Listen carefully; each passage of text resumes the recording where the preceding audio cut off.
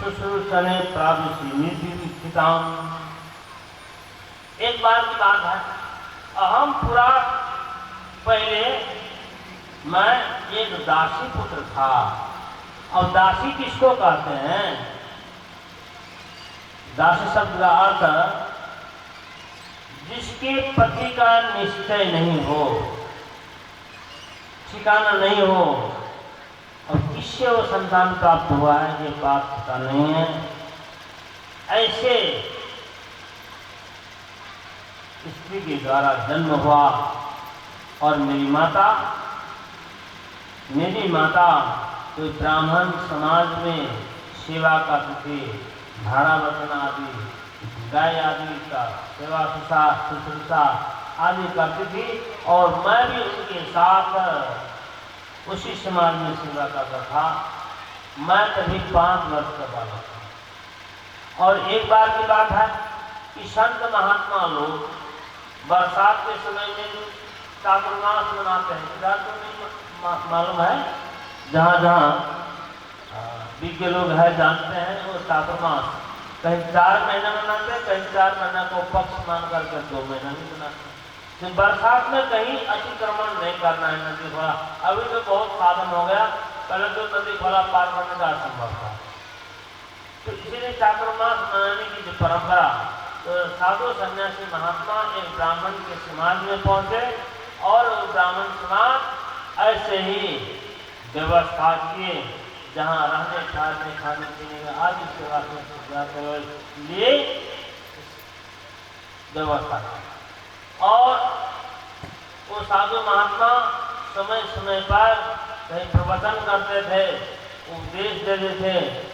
मैं सेवा से प्राण होकर के ध्यान पूर्वक सुनता था, एकांत में सुनता था, एकांत में रहकर के सुनता था। खेल धूप में मुझे रुचि नहीं थी। अब देखिए, नारद जी अपने स्वभाव का वर्णन करते हैं, मुझे खेल में बिल्कुल रुचि नहीं थी। दान पे अदृत किरण के अनुवर्तन कीड़ा खेला। खेल में जिसको प्रेम है, मैं ये नहीं कहता हूँ नहीं खेलना चाहिए, लेकिन भगवान शंकराचार्य की दृष्टि से, शास्त्र दृष्टि से, खेल में जिनको अति प्रिय है उनकी परिभाषा बालकों में गिनती कर देती है। ज्ञान की दृष्टि से, अवस्थागत दृष्टि से भय वृद्ध हो, ज्ञान की दृष्टि से उसको बालक कहा। नारद जी का तो मुझे खेल में बिल्कुल रुचि नहीं थी। मैं ध्यान से सत्संग सुन रहा था, और मैं फूल पत्ती पानी आदि लाने का सेवा करता था। और इस सेवा को देकर के महात्मा लोग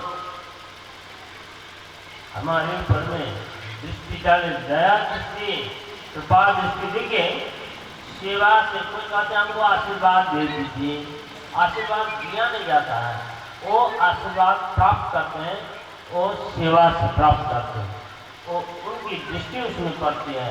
वो दृष्टि नारद करते मुझे मेरे ऊपर में उन महात्माओं को दृष्टि पड़ा। और जो भी बचा खुचा भोजन लाता था मुझे दे देते थे, जिसको सेवन करके मेरा पाप भी शमन हुआ, नष्ट हुआ, और जिसके कारण मुझे ऐसा लगा कि मैं भी इसी साधु संत के साथ रहता तो पहले ऐसा होता। तो जब चातुर्मास समाप्त हुआ तो महात्मा लोग जाने लगे, तो मैंने कहा कि हे महात्मा, हमें भी साथ लेकर चलिए, हम भी आपके साथ रह कर सेवा करेंगे और आपके प्रवचन आदि सुनेंगे, ज्ञान धारण करेंगे। महात्मा लोगों ने कहा, हे बालक, देखो अभी तुम एक लौटा पुत्र हो और तुम्हारे ही आश्रय से आपकी माता है, और माता भी आपके आश्रय से है, और आप भी माता के आश्रय में है।